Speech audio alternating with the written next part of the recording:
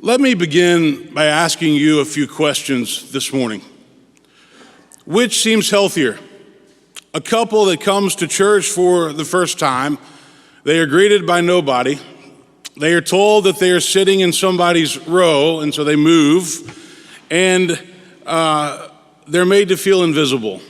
Or a couple who is greeted multiple times, invited to a small group or a Sunday school class, asked about their work and their family, their children, and they are told multiple times, "We're so glad you're here today." Which is healthier? Which is healthier? An office environment where everybody competes for the boss's attention, gossip abounds, triangulation is always taking place, and passive-aggressive behavior seems to be the norm. Or an office environment where people work together, teamwork is a core value, failure for trying something new is not punished, encouragement is normal, and open communication prevails. Which is healthier? One more, which seems healthier? A marriage where the husband and wife fight all the time, they pit their kids against each other, the family rarely eats dinner together or does anything as a family, and resentment is always present. Or a marriage where the husband and wife work together, they communicate clearly, they take time away to nurture their marriage, their kids know that they love them unconditionally, and appreciation is always shown. Which is healthier? Today we're finishing this June series where we've been focusing on leadership and values for the past 4 weeks or so, looking at Paul's letters to Timothy, 1st and 2nd Timothy. And so today, what I'd like to do is I'd like to talk to you about culture and why it matters. When it comes to leadership, culture matters in the church, it matters in business, it matters in families, in marriage, and in all other areas of life. In 2 Timothy 3, Paul writes these words to Timothy. In the last days, distressing times will come, for people will be lovers of themselves, lovers of money, boasters, arrogant, abusive, disobedient to their parents, ungrateful, unholy, inhuman, implacable, slanderers, profligates, brutes, haters of good, treacherous, reckless, swollen with conceit, lovers of pleasure rather than lovers of God, holding to the outward form of godliness but denying its power. Avoid them, Paul says. Now, I'm not going to make the case this morning that we are living in the final days, even though some people might say that. But what I do know is this. Paul is accurately describing many people in our culture and the way that they behave. He is describing an unhealthy culture of pride and selfishness and arrogance, but this is not how Christ calls us to live. We are called to take a different stand, to be upheld to a different standard. You see, human beings are complicated creatures. All of us, and I mean every single one of us, have the ability to be kind, to be loving, to be hospitable, to be generous and compassionate. And yet, at the same time, we also have the ability to be selfish and angry and greedy and resentful. That same person, the same person can behave the same way in one single day. And so it's always our choice. But we must be aware that the way that we behave says a lot about what we have going on inside, and it sets the culture for the people around us. You remember what Maya Angelou once said? She said, you might forget, or people might forget what you said, they might forget what you did, but they will never forget how you made them feel. And isn't that so very true in life? Now, Carey Nieuwhof is an author and a church consultant that I respect and read, and he has lots of articles and blogs. And recently he posted an article that was titled 4 Keys to Creating a Healthy Culture That Naturally Resists Toxic People. And his basic premise is this: healthy culture spits out toxic people, but toxic culture spits out healthy people. Let me say that again. Healthy culture spits out toxic people, but toxic culture spits out healthy people. And now, what are the four keys that he mentions? Well, first of all, he says leaders must focus on their own spiritual health, their own personal health. Because an organization, a church, a business, a family will only be as healthy as the leader is. And he argues that we should think of our health as having five basic needs: spiritual needs, emotional needs, relational needs, physical needs, and financial needs. Spiritual needs, emotional needs, relational needs, physical needs, and financial needs.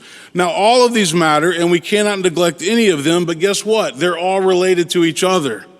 Leaders must pay attention to every single one of these areas because the health of the leader impacts the health of the organization. As Jesus says, a good tree will bear good fruit. A bad tree cannot bear good fruit, but a good tree will bear good fruit. Secondly, Newhoff says, invest in people and not just in results. Leaders must care about their people and not just what they can get out of their people. Newhoff says if you focus on what you can do for your team, then you will naturally get more out of your team. If you invest in your team and encourage them, then they will work that much harder.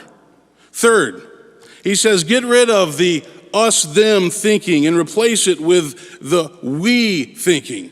Us-them thinking is divisive. It leads to always blaming other people and pointing fingers at other people. But take responsibility, work as a team, and you will accomplish much more. Remember these words: alone we go fast, but together we go far. Alone we go fast, but together we go far. And the fourth thing that he says is create firm boundaries. Unhealthy people are always breaking boundaries. Healthy people are trying to maintain boundaries, which is why they stay healthy. Now, some of this sounds obvious, right? I know this, you know this. We might know this, but we don't often act on this. But when it comes to leadership and culture, let's dive a little bit deeper into the fundamental difference between healthy and toxic cultures and how we can establish them. Most people who are toxic are not aware that they're toxic. When Ian Cron was here a few weeks ago on Wednesday night, speaking on the Enneagram and leadership, he talked about the importance of self-awareness and self-control. Too many people in our culture have very little self-awareness. They simply don't know how they come across. But I do know this: when you walk into a toxic culture in any setting in life, you know it very quickly and you can't get away fast enough. But when you walk into a healthy culture, you also recognize it and it makes you want to stay. So what's the difference? Here are a few thoughts that I have this morning. And again, I think this applies to church, to business, to family, to marriage, and every other area of life. A healthy culture is based on love, but a toxic culture is based on fear. A healthy culture is based on people being selfless, but a toxic culture is based on people being selfish and always looking out for themselves. A healthy culture seeks to bring people together, but a toxic culture always wants to divide and pit people against each other. A healthy culture encourages talking directly to a person when there is an issue, but a toxic culture talks about and around people when there's an issue. A healthy culture feels safe to try something new even if you fail. But in a toxic culture, there is a great fear of failure and punishment. A healthy culture, people are grateful for each other. In a toxic culture, it's full of envy and jealousy and rivalry. A healthy culture, we always try to think win-win. But in a toxic culture, there has to be winners and losers. I want your family to have a healthy culture. I want your marriage to have a healthy culture. I want your business, whatever it might be, to have a healthy culture. And I want Woodmont Christian Church and its leaders to model a healthy culture. So the question then is, well, how do we do that? How do we do that? 4 thoughts to leave you with this morning. First of all, we keep developing a culture of radical hospitality. It means when people come here to this church, they are welcomed. When people come here, they are not invisible. When new members join here, we do everything we can to get them plugged in and connected to a group or a class or to a friend. Hospitality has been an essential part of the Christian tradition since very early on, since the very beginning of the church. And Jesus taught this, and he encourages this. Whoever welcomes a stranger has welcomed me, and whoever welcomes me has welcomed the one who sent me. Now, it's been said before that people know within 5 minutes of being at a church, and a restaurant, I've heard, by the way, if it's a place that they want to come back to. Before they hear a sermon, before they hear music, before they take their kids to Sunday school, they just have a feeling of whether it's a place that they would want to come back to. So hospitality matters, and we can never forget that. Being a welcoming person matters. Secondly, a healthy culture means that we keep developing a culture of grace and forgiveness where we don't keep judging people for things that they have done in their past. We can't talk about forgiveness if we don't practice forgiveness. What did Jesus say? Why do you see the speck in your neighbor's eye but fail to recognize the log in your own eye? First, take the log out of your own eye, then you can see clearly to take the speck out of your neighbor's eye. Nobody wants to come to a place where they are judged all the time. They get that the other 6 days of the week. So when it comes time for church, we must build a culture that is focused on grace and forgiveness and not judgment and condemnation. Judgment and condemnation have done more to hurt the Christian faith than perhaps anything else. And yes, we're called to standards, and yes, we're called to live a certain way, but at the same time, Jesus also calls us to show grace and mercy to other people. Third, and this is really important right now, a healthy culture means that we must remain a church that seeks to unite people in a world that is always dividing them. This is at the heart of the Christian church. We believe in this with all of our hearts. That which unites us, Jesus Christ, is greater than that which divides us, politics, social issues, socioeconomics, Supreme Court rulings. Jesus' final prayer in John chapter 14 was for all to be one so that the world might come to believe. But if you think about it, many times Christians have done the opposite.